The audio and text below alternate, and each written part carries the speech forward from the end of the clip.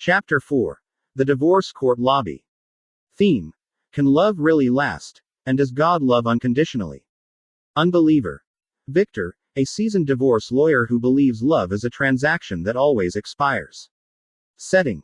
A quiet courthouse lobby with muted tones, echoing footsteps, and raw emotion in the air. The courthouse lobby smelled of old carpet and tension. Couples sat in silence on opposite ends of benches, avoiding eye contact. The sounds of weeping, lawyers flipping papers, and echoing heels filled the space like static. Victor leaned against the wall, arms folded, briefcase at his feet. His suit was pressed, his tie perfect. But his eyes were tired, too tired for someone who won as often as he did. Daniel arrived, clutching a folder and a small leather Bible.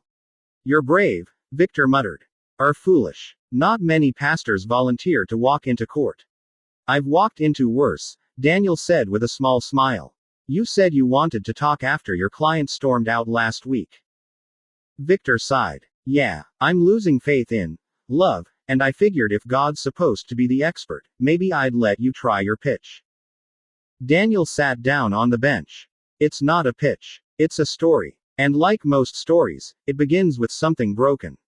Victor raised an eyebrow. "Perfect. Broken is my specialty." Daniel nodded. "Mine too. Just in a different way." There was a pause. Victor broke it. "Tell me this. If God is love, why does love fall apart? Why do people stand at altars swearing forever, and then come in here slinging blame?" "Because we confuse love with feeling," Daniel said. "But real love is a covenant, not a contract." Victor laughed, bitter. "Covenants are fairy tales. Love runs dry. People change. Desire fades. And when that happens, love dies." Daniel opened his Bible to Hosea chapter 3 and read quietly. "The Lord said to me, go, show your love to your wife again, though she is loved by another.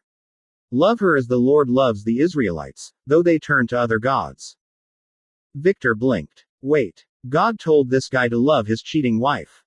"Yes," Daniel said. "To show what God's love looks like, faithful even when we're faithless." Victor shook his head. "That's not love. That's weakness."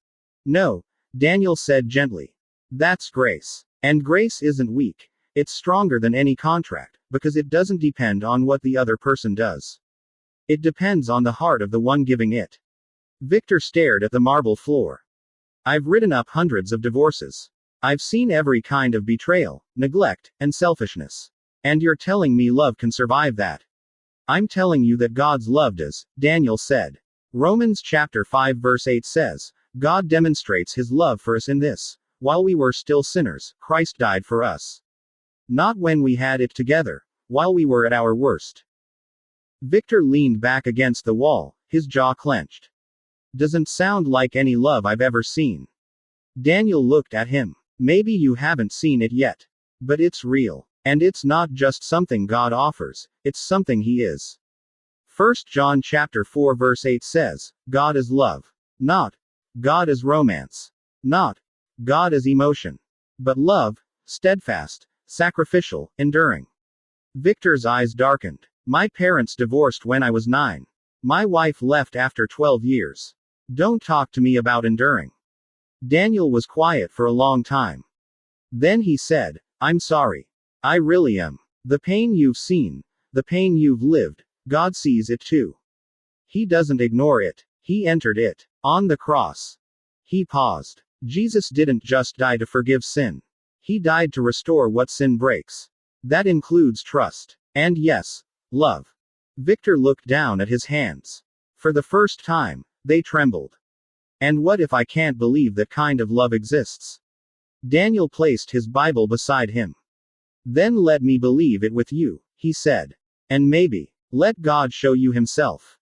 Victor didn't speak. But he didn't leave either. For that moment, silence said enough.